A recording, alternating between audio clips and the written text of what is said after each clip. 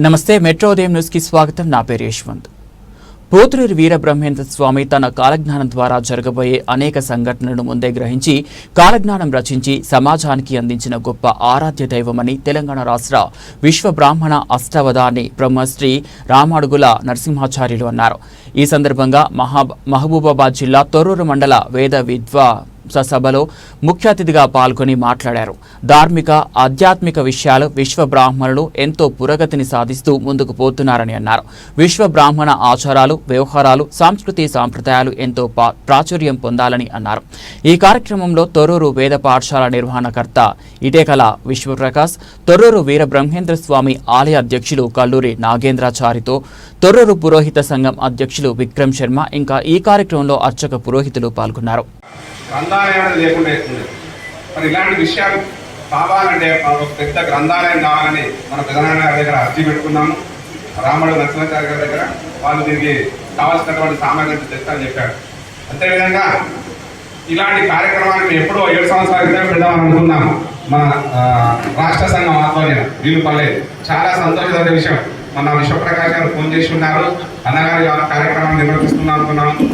వేద విద్వాన్ మహాసభ పెడదామనుకున్నాడు. చాలా సంతోషం అనిపించింది. అంటే రాష్ట్ర తరఫున చేయనటువంటి కార్యక్రమాన్ని మానకోట జిల్లాలో తొర్రూరు మండలంలో ఈ యొక్క అధ్యక్షుల వారు, ఉపాధ్యక్షుల వారు, మన గౌరవాధ్యక్షులు చేయడం చాలా ఆనందదగ్గ విషయంగా చెప్పుకోవచ్చు. ఇలాంటి కార్యక్రమాలు చేయడం వల్ల మళ్ళీ అంతేకాకుండా ఇంకే చెప్పారు, ఇక్కడ విశ్వబ్రాహ్మణ వేద విద్వాన్ మహాసభతో పాటు పంచదాయుల ఆత్మీయ సమ్మేళనం చాలా సంతోషం అనిపించింది. పంచదాయులు రావడం చాలా ఆనందంగా ఉంది. ఇట్లాగూ వేద విద్య తెలుసుకున్న విద్యార్థులతో పాటు ఆత్మీయులు రావడం, పంచాయతీలు రావడం చాలా ఆనందంగా ఉంది. ఈ కార్యక్రమం రావడం కూడా చాలా ఆనందంగా భావిస్తున్నాం. అంతేకాకుండా కార్యక్రమాల్లో మన పురోహితులు కొద్దిగా వెంటబడి ఉన్నారు. గణపతి పూజ పుణ్యవాసనకు ఆగిపోతున్నారు. అటువంటి వారికి కూడా వేద అధ్యయన క్లాసులు పెట్టాలని కూడా నిశ్చయించుకుని ఉన్నాము. దాన్ని కూడా తప్పనిసరిగా మా తొర్రూరు విశ్వప్రకాష్ గారు ముందుండి ఒక కార్యక్రమం చేయించాలి. నెక్స్ట్ దాంతోపాటు మేము కూడా రాష్ట్రంలో వివిధ ప్రాంతాల్లో చేయడానికి కూడా మేము సుముఖంగా ఉన్నాము. మీకు కావాల్సినటువంటి సబ్జెక్ట్ విషయంలో, వేద విషయంలో మన మిత్రులు ఉన్నారు, ఇద్దరు ముగ్గురు నలుగురు వేద పాఠశాల అధ్యాపకులు ఉన్నారు. అదేవిధంగా వాస్తు విషయంలో మేము డాక్టరేట్ చేసుకున్నాం. వాస్తు విషయంలో విశ్వకర్మ వాస్తు అనేది ఉన్నది. మేము గత 2019లో ఢిల్లీ పోయినప్పుడు అక్కడ ఉన్న సబ్జెక్ట్ ఏంటంటే పెద్ద సబ్జెక్ట్ మనకు అర్థం కాదు. ఇదేంటో సబ్జెక్ట్ విశ్వకర్మ వాస్తు ప్రకాశ పుస్తకాన్ని తీసినారు. విశ్వకర్మ వాస్తు ప్రకాశ పుస్తకాన్ని తీసి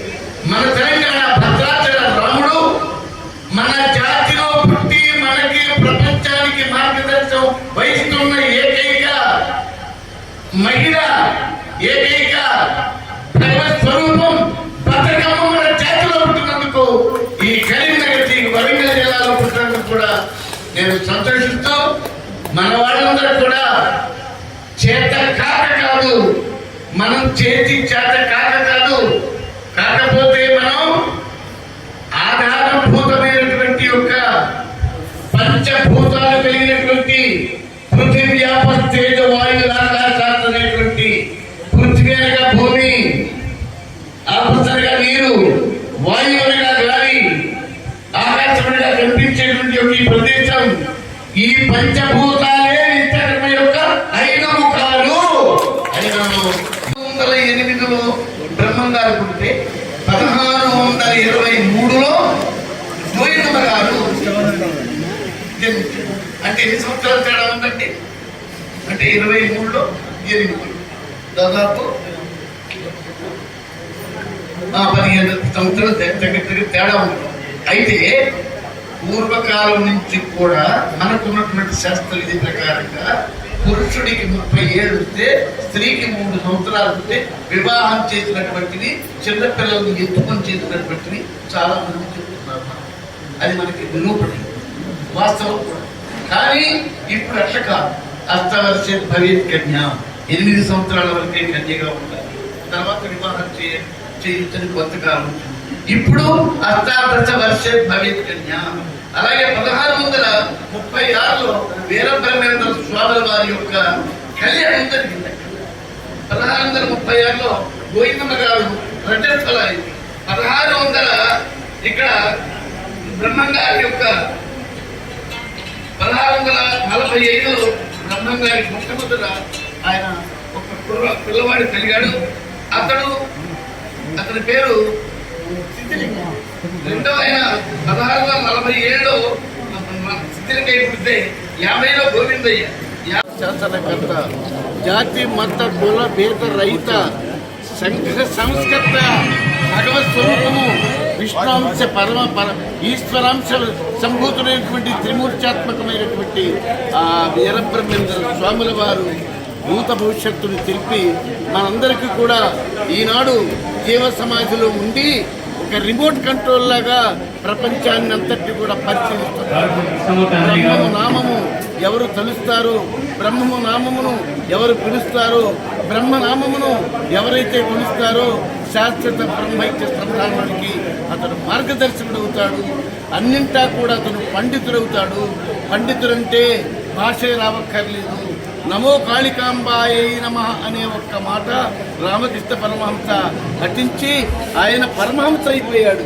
పరమహంస కాబట్టి ఎటువంటి వారు కూడా పవిత్రమైనటువంటి నీరు బురద ఉంటే దానంతరదే ఇంకుతుంది. కాబట్టి మన మనస్సు మలమూత్రాల నుంచి వచ్చినటువంటి ఒక దేహం కలిగినటువంటి వాళ్ళం.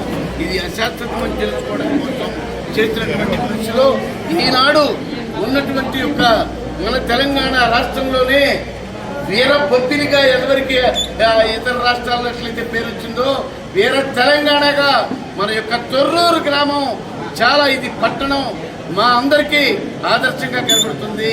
నేను దాదాపు ప్రపంచ దేశాల్లో నేపాల్, అమెరికా, కెనడా ఇలాంటి దేశాల్లో కూడా ఆధ్యాత్మిక సభల్లో నేను అష్టావధానాలు చేసి పాల్గొన్నటువంటి వాడిని.